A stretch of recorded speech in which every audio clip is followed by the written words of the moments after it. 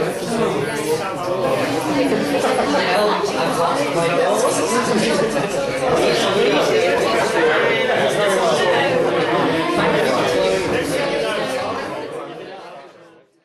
I'm going to read you some flash fiction tonight. These are all stories that are between 150 and 300 words long. The longest is 300. I was going to do it so that they started with the smallest and went up, but then I thought I'd put it in a kind of order that made more sense, really, theme-wise. I write a lot about workplaces and seemingly first dates, and I don't really know why, but anyway. See how you get on. First one is called Clean Me. Stinky Jim is talking broken biscuits again. Lou stares at his lips, concentrates on making out what he's saying. The other customers are getting jittery and she needs him to calm down. Lou nods at Jim, reaches under the counter and fishes out 2 speckled sky blue and white tablets. She hands them over and he returns a head movement, the nearest he ever gets to thanking her. She watches his hunched back dwindle as, still chunnering and cussing, he drags himself across to the edge of the room. Stinky Jim is Lou's favourite. She loves the way his filthy clothes and filthier words grate against the shiny surfaces and surgical strip lighting. She glances across at the bank of silver machines. He dribbles dirty rags into one, crowns them with the 2 blocks, slams the lid shut and sends coins down the slot with a final swear to launch the cycle. Lou smiles that small smile and thinks about telling Jim to wash his mouth out. After all, she is here to help people make everything fresh and clean and new.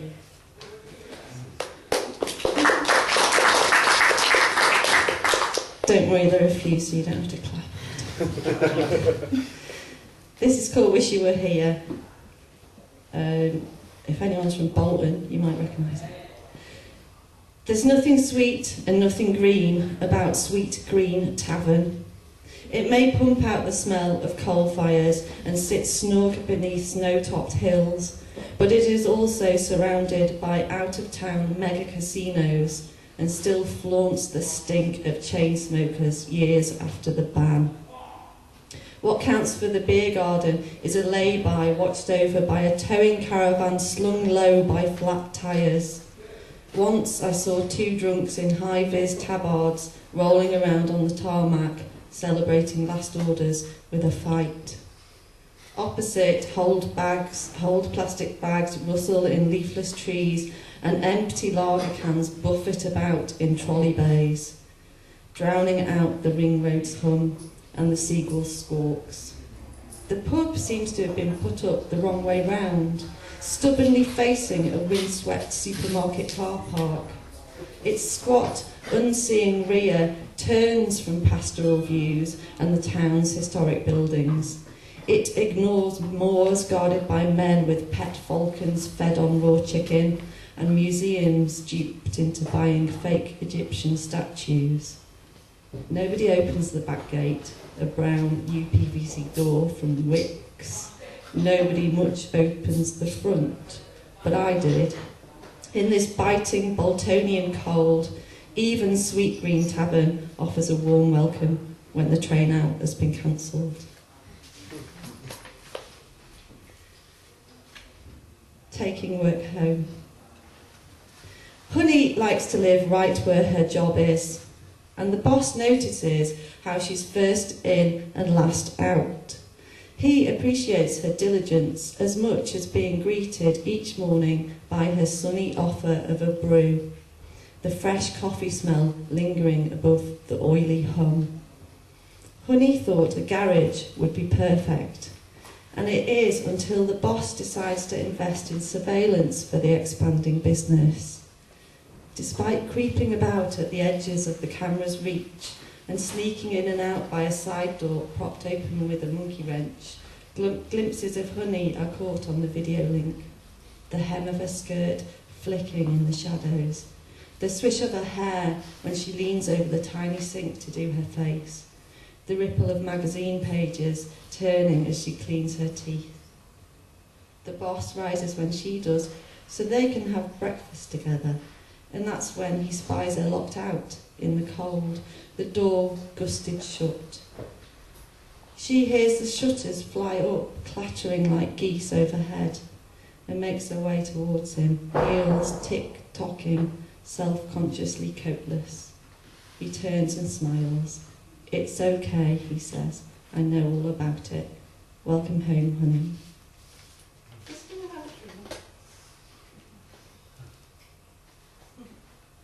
Okay, date one. Off the grid. Jeff's profile said he was into psychogeography, and I thought that was the bomb. All the other fellas on the site just seemed to like Led Zepp and slasher films, and uploaded wacky photos of themselves giving thumbs up next to extreme sport posters. So I arranged to go on a dérive with Jeff, and we met beside the museum's mirror ball to set out parameters, sticking to the shade and stopping at every junction to listen to the voices beneath the pavement. We looked up to the tops of buildings, and we looked down on the ground, and we looked sideways at each other, and we discovered all kinds of things about our place in the city. If it wasn't for the matching Ramones t-shirts from Urban Outfitters, we could have really gone somewhere. But that's like girls ending up with the same M&S coat as their mothers. The algorithm's all wrong.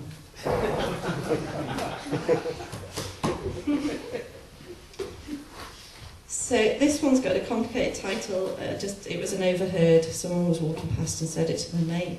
It's called "Personalities Don't Make Good Screensavers."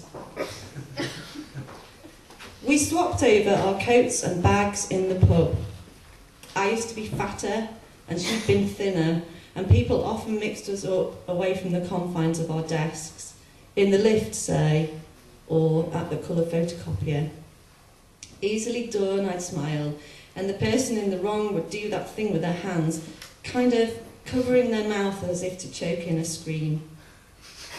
It's when I realised I was always telling my friends how I was always being mistaken for my co-worker that I made up my mind to ask her about it. "I know," she said. "Don't you feel as valued in this place as a supermarket own brand toaster?" This sounded like radical talk. My thoughts had been more existential. The city permitted anonymity to the point where nobody knew anybody. We were just cogs. "Maybe it's the fault of email," I suggested. "That's it," she said, yanking me into the staff kitchen. They treat us like machines. The dishwasher's hum camouflaged our conversation from colleagues, puzzled, spotting us together. "See you on the other side," she whispered. I keyed in the password, eyed the digital clock in the corner of the screen, counting down to the 2 o'clock one-to-one. I studied the photographs stuck to the monitor, celebrities' dresses and shoes, cut from magazines. I didn't notice I was tapping the pen I was holding, all sparkles and sequins, until Malcolm's face appeared around the cubicle partition. "You don't normally do that," he hissed. I shrugged and went off for my appointment.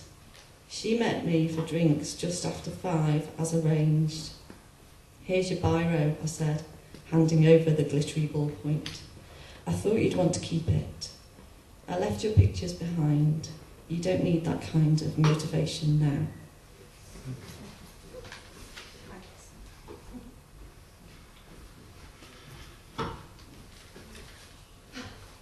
This one's set in Paris. It was the evening of the suicide pact. It made us reckless. The stolen bottles of beer from the Americans' party near O'Keefe's place in the posh part of town. The shoes swinging on the wire. The running from car alarms, stopping a way off to grasp our sides from stitch, from laughing, from drink. The paranoia about approaching shadows. The weed in the river. We didn't talk about what had been said in the bar, black with graffiti and rock posters and candle smut. Instead, we lay on our backs with our heads thrown over the quayside, throats exposed, to see who gave into their stomach first.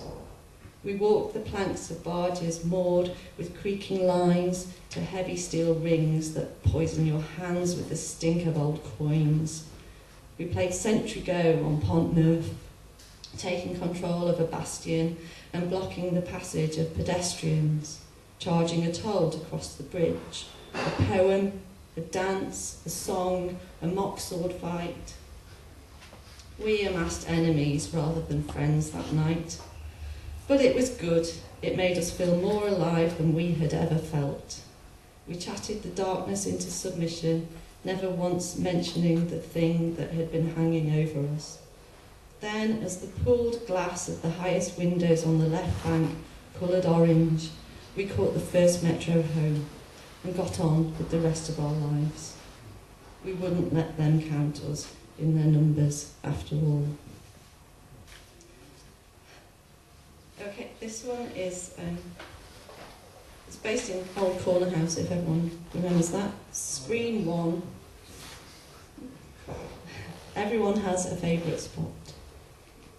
Sylvia likes to sit on the front row at the cinema. I discover this on our second date, when she marches straight down the unsettling slope. It's not somewhere I'd pick, but I'm not consulted. I never even sat on the front row until I met Sylvia. I like to position myself halfway along a row, halfway from the back, safe middle ground. Near enough the exit in the event of a fire or a sudden urge to pee. Far enough from the projector to not hear it click and whir. Sylvia likes the front row, she says, because it makes her feel part of the action. All I feel are my ears bleeding and the progressive nagging of my neck, and I can't concentrate on the film once I've noticed the little holes in the screen where the light is sucked through. Sylvia has made me sit to her left because she's decided I'm right-handed. She decided this on our first date in a summer evening beer garden when she watched how I pick up my drink and light my cigarettes. She decided correctly. Sylvia tells me a right-handed man should always sit on the left-hand side of a woman in the cinema so he can grope her effectively when the lights go down. I assume this means she's giving me the nod to put my hand between her legs. I assume wrong. Sylvia hisses, "You can only do that on the back row." And she doesn't sit on the back row, ever. So much for feeling part of the action. We wait for the credits to roll, then leave in silence. There is no third date.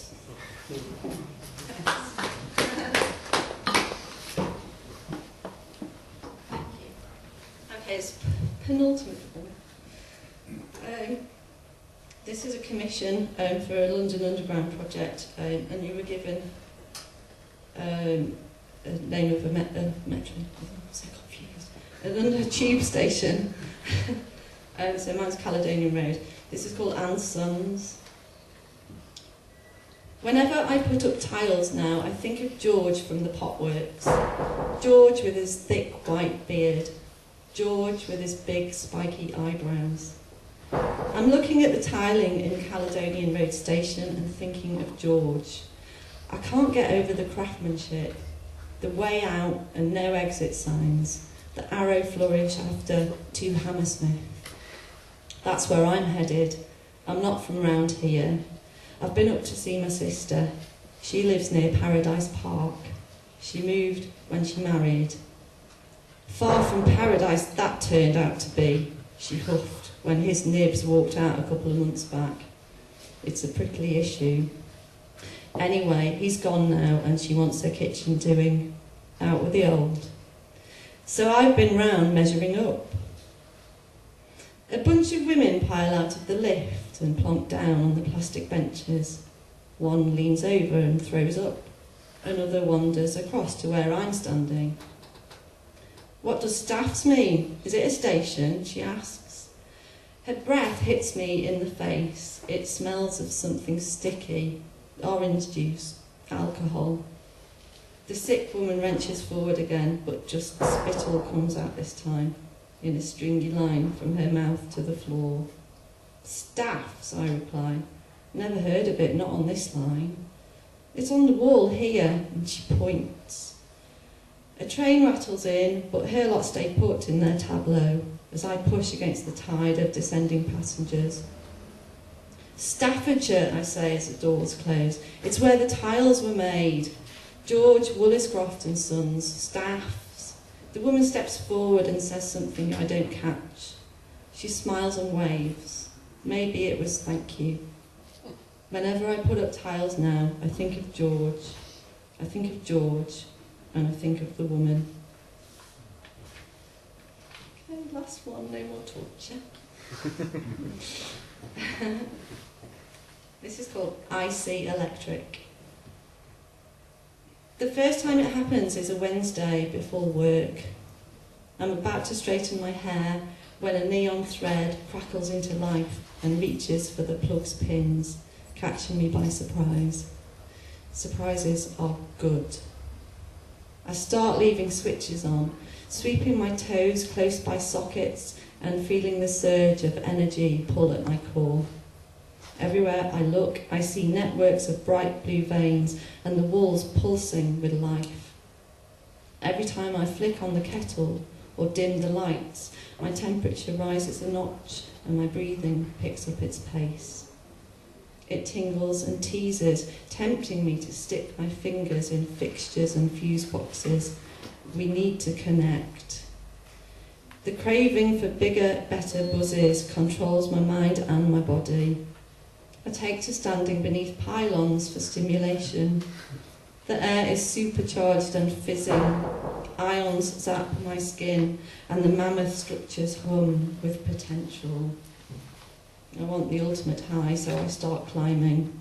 I get up quickly and gaze at the ruby-red beacons of the city's towers.